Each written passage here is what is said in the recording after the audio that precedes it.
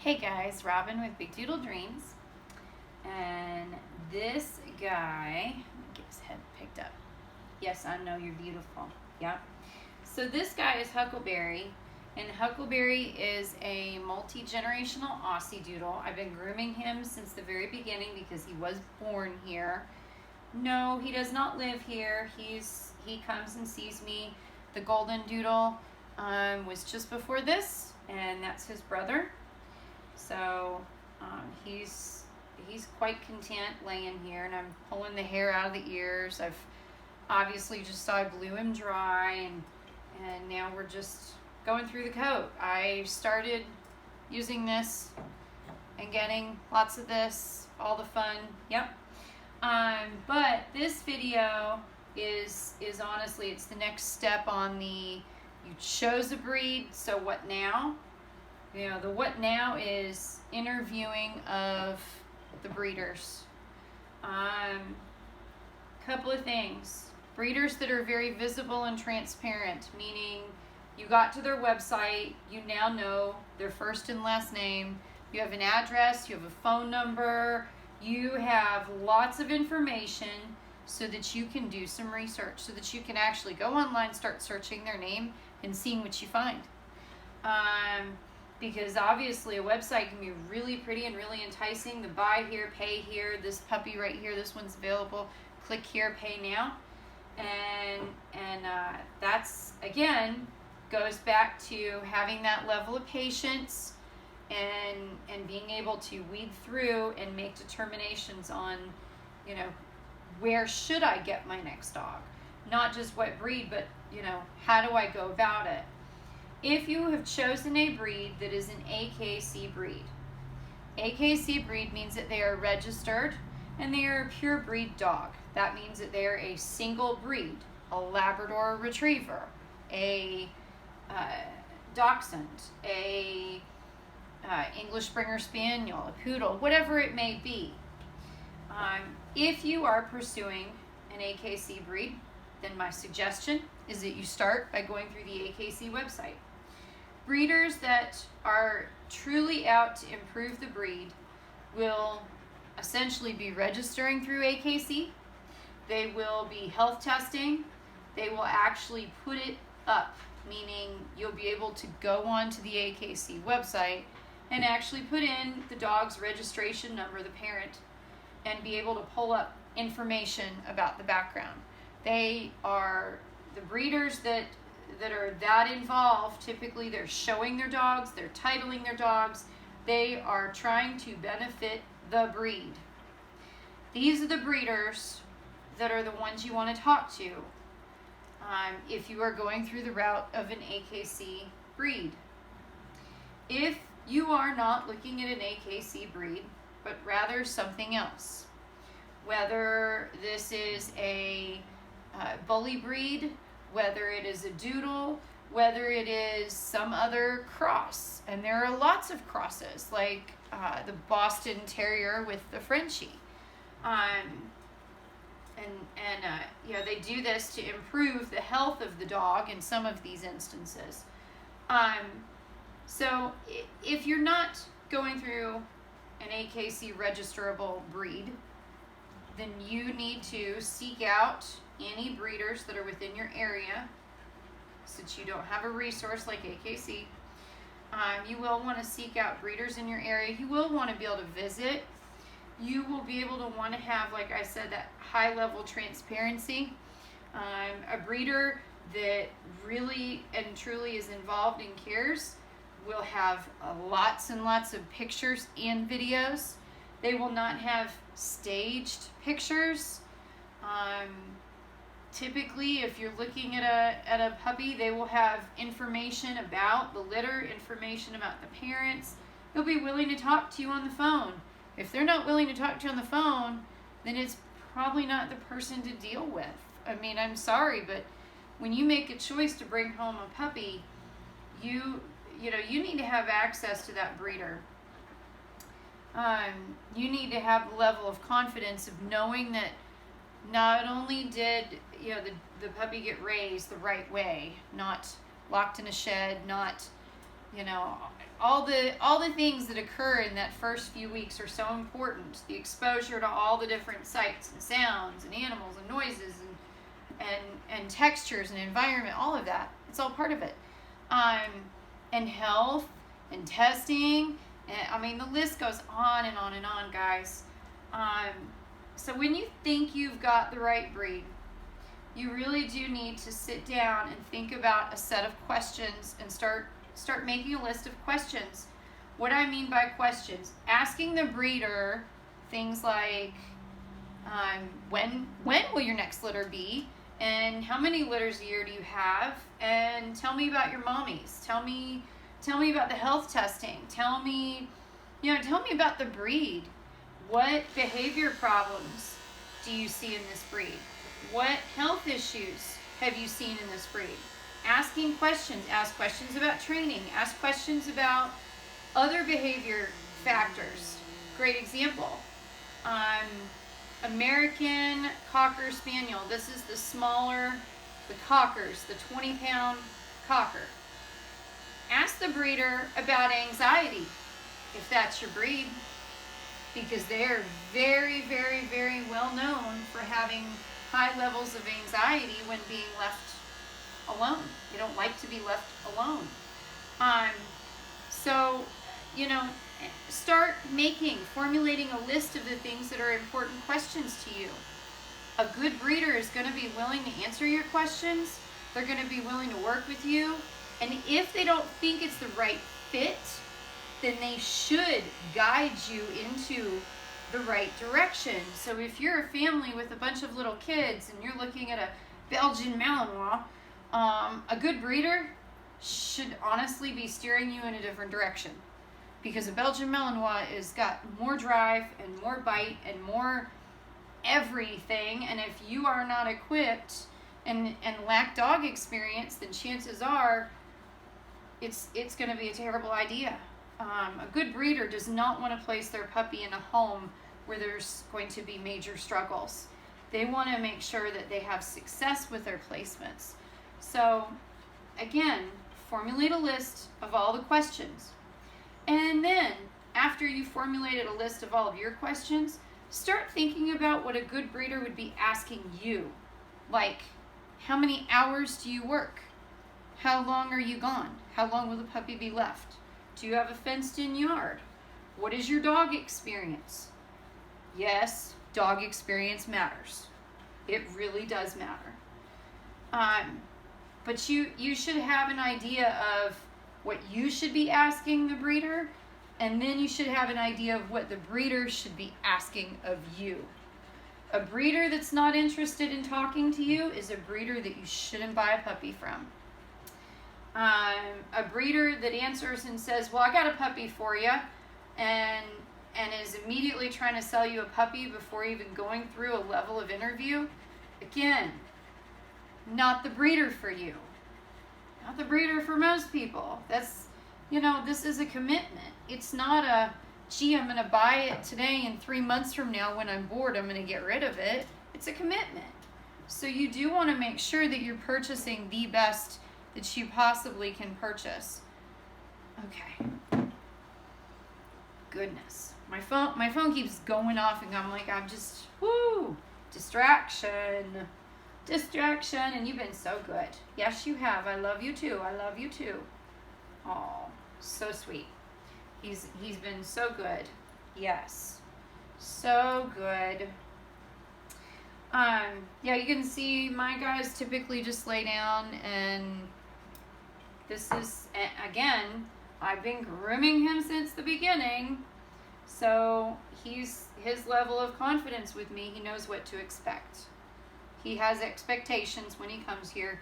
He knows the table, he knows who I am and what I'm going to do. He knows I'm not out to hurt him. He knows there's going to be some tugging from time to time. But he doesn't bite her. He's very good about it. He's a good boy. So, again, make those lists. Questions that you should be asking. Questions that the breeder should be asking you. Because a breeder that doesn't ask questions means probably they just don't care. They need to sell the dog. They need to sell that puppy. They need to move it along because they've got 10 others or 24 others or whatever they have. Something else, a breeder should be releasing puppies at 8 weeks and beyond, not before. A breeder that is releasing them before 8 weeks needs to be turned in. It is a federal law to wait until the puppies have achieved 8 weeks of age, and there's lots of good reasons behind it. So if you find somebody that's got a litter of puppies that's all 6 weeks old and all of them are going home, then there's a real problem, and that should be a major red flag, and honestly a phone call to notify somebody and let them know that this is what's going on. State ag is who you would speak with, whatever state you're in. If you know that somebody is doing something that's really bad, and releasing puppies at 6 weeks, yes, that's bad. It's bad for the puppies. It's bad for their future. It's bad all the way around. Puppies learn from each other. They bite on each other. It's called bite inhibition. They learn how hard to bite because they're biting on each other. If they bite too hard, then the sibling will make a very loud yipe, and the sibling that was doing the biting lets go and goes, oh my gosh, I'm sorry, and they stop. But if you release them at 6 weeks, they will bite on you, and they will learn their bite inhibition based on your communication. And obviously human communication and puppy communication is different. It's not as successful as an entire litter all biting on one another and learning from one another. There's more issues out there resulting from that.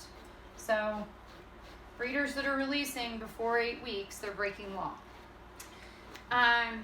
State ag is a great way to find out about breeders. A breeder that is licensed through your state agricultural organization is essentially inspected every year. Now, that's still not that great. It's not good enough for me because they don't look at records. They don't make sure that everybody has their rabies. They're just making sure that the facility is clean. They're making sure that all the animals are properly cared for and housed properly. But essentially, no, they're not overseeing additional stuff that probably needs to get overseen. Limited money and funds prevents that, I gather. So if you're looking at a breeder, I would honestly check to see that they have a state license, because that can be a clue. And obviously at the state level, when things get turned in, it's documented. But state license means, like I said, they are inspected every year. Someone comes out to their facility and inspects. So a lot of the questions around that is, at what point does a person require, does it for the state that you live in? All states are different. State of Georgia, which is where I live, if you have more than 1 litter per year, you have to be registered. You have to have a license through state agriculture. I can tell you right now, there's a whole lot of people in our state that should be registered and are not. And that's just a given. Same thing. So boarding facilities have to be registered through state agriculture, as do grooming facilities. Something to be interested and aware of. There's no formal licensure for grooming. There is no formal licensure and testing for boarding or for breeding. There is no regulation regulating the training or around it. The only thing is just at the state level for inspection, but that does not have to do with level of training and all of that. So it's different. But in my state, if you have more than 1 litter per year, you have to be licensed through the state. So if you visit someone and you know the place looked awful, and you had the upset stomach, and you left and you went, oh my gosh, that's awful. Turn them in. It's not to be mean. It's to ensure the safety of the animals. Maybe they don't know. Maybe they need help. Maybe they need some guidance. You never know what's going on. But if you see something that's really icky and scary and doesn't look right, if it doesn't look right and it doesn't seem right, do something about it. It's the only way. Do something about it to make the change. Because the only ones that are suffering in this are going to be the animals. The animals are not getting proper care. If you're not, yeah.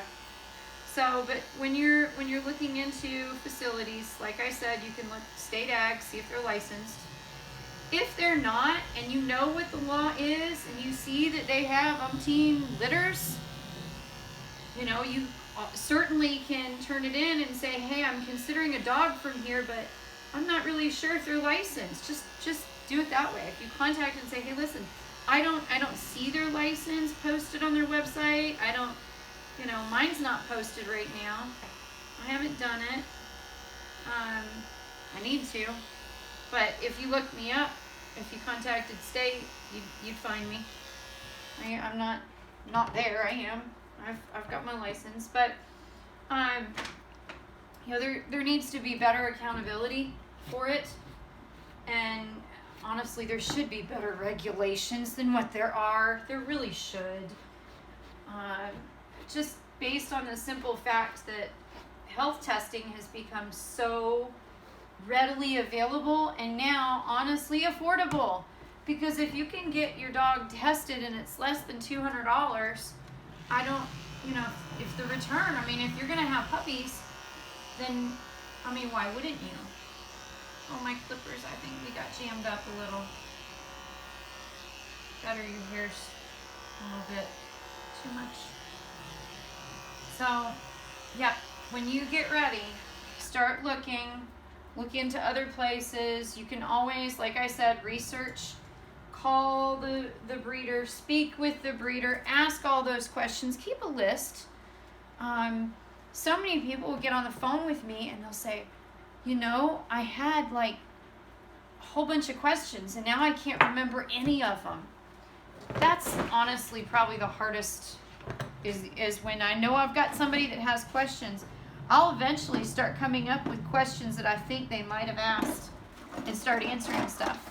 And then they'll cut in and go, oh yeah, that's right, I was going to ask you about that. See, as I'm looking, I'm trying to find a 10. That, or I'm going to have to run the cleaner on it. See, they do get the blade. Got it unjammed. Yay. And back into business here. Yeah, you don't make the mistake and just start making phone calls without that list. A list of questions is a really good thing to have. And then, be alert, be aware. Is the breeder interested in answering your questions, or are they totally annoyed by you? Do they have answers? And, do they invite you to visit? Do they, honestly, come up with that list and have it handy. And when you decide to visit a breeder, again, bring a list. Bring a list. And that way you can have questions answered. Sometimes if you're traveling to visit a breeder, you can always make that list while you're riding in the car on the way. And then you can think of more questions, obviously as a group. My suggestion for visiting, if you have a family, you take the family. Family goes, because it's always a family decision. If you're concerned that the place might be icky and your kids are really little, if your kids are really little, don't do it. Don't bring them. Kids are gonna like every single puppy that's brought out that they see. They have no, they're enthralled by all of the other animals that are there. The other puppies and if you've got more than one kid, you're gonna have one kid saying, "But I want that one over there," and the other kid saying, "No, but that's not the one I want." So if your kids are small, skip bringing little kids. If you can come as a couple and surprise the kids, that's honestly better. Because we all know that when the kids are around, the adults are distracted by the kids are distracted by the puppies, and it does make it harder for making a decision. Oh, I know. Your nails needed to be a little trimmed, didn't they? His nails are normally pretty short for me. This time they need a little trimming. Good deal. So, yep. Don't settle. Again, long-term decision. Don't settle. Last thing you would do is adopt a sick dog. It's the last thing you want to do. You don't want to adopt a sick dog. That's no fun. It can be heartbreaking in the end. Not that, at the end of a dog's life, but they should have a full life. Not a shortened life expectancy because somebody didn't bother to health test. So, all right. I'm going to get back to my work and get this guy done. And you guys take care. And happy hunting on finding the right breed for you and finding the right breeder for you.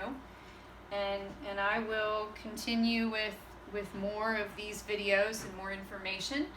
And I hope you've enjoyed the time. And I will see you guys soon. Subscribe to my channel, visit my website, and talk to you soon.